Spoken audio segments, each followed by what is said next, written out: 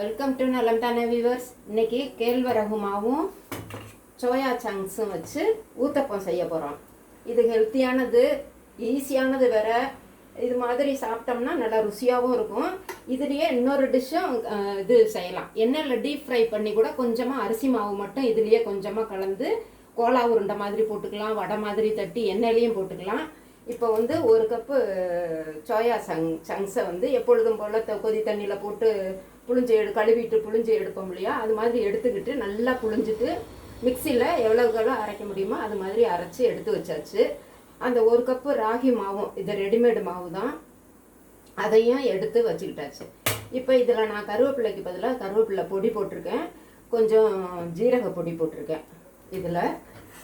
அதுக்கப்புறமேலு வடை சட்டியில் எண்ணெய் வச்சு இதில் வந்து ஜீரகம், இஞ்சி, பூண்டு, தக்காளி, கேரட்டு, குடமிளகாய், உப்பு, ஒரு தக்காளி சொல்லிட்டேன்னு நினைக்கிறேன், இதெல்லாம் போட்டுக்கலாம். பீட்ரூட்டு கூட வேணுமா போட்டுக்கலாம், கலர் மட்டும் கொஞ்சம் டிஃப்ரெண்ட்டாக இருக்கும்.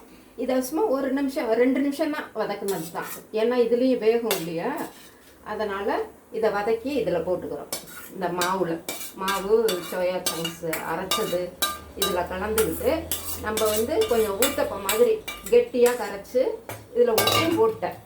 இதில் வந்து கொஞ்சம் உப்பும் போட்டு வேக வச்சுருக்கோம். இந்த கலவையில் உப்பும் போட்டதுனால எக்ஸ்ட்ரா உப்பு போடல, நமக்கு வேணும்னா பார்த்துக்கிட்டு அப்புறமேலு போட்டுக்கலாம்.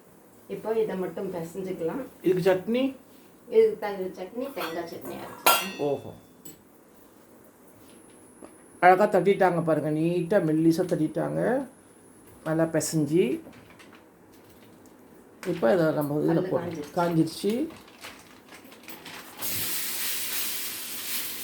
1 நிமிஷம் விட்டு அதுக்கப்புறம் எடுக்கணும்.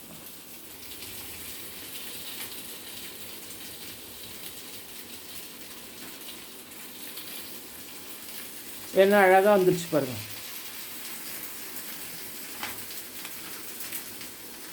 சூப்பராக வந்துருக்கு பாருங்கள். கேழ்வரகு மாவுக்கு நல்லெண்ணெய் ஊற்றி கொஞ்சோண்டு கோலா உருண்டைக்கு மாவு எடுத்து வச்சுட்டாங்க.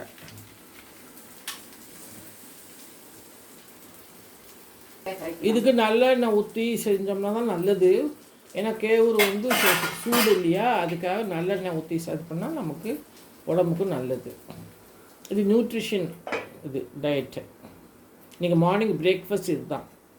எண்ணெய் தடவிட்டு அதை தட்டுறது வந்து நல்லது.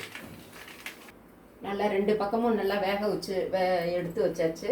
இதுக்கு தேங்காய் சட்னி தொட்டுக்க, நம்ம சாஸும் வேணும்னா கூட தொட்டுக்கிட்டு பிள்ளைங்களுக்கு கொடுக்கலாம். இது ஹெல்த்தியான டிஷ்ஷு, நீங்களும் செஞ்சு பாருங்கள்.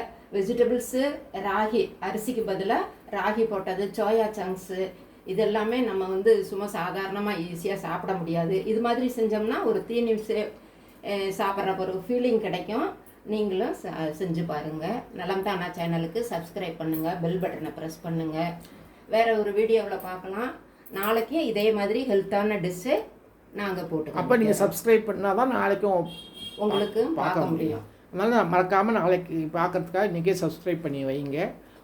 உங்களுடைய ஆவலோடு காத்திருக்கிறதுக்கு எங்களுடைய மனமார்ந்த நன்றியை தெரிவித்துக் கொள்கிறோம்.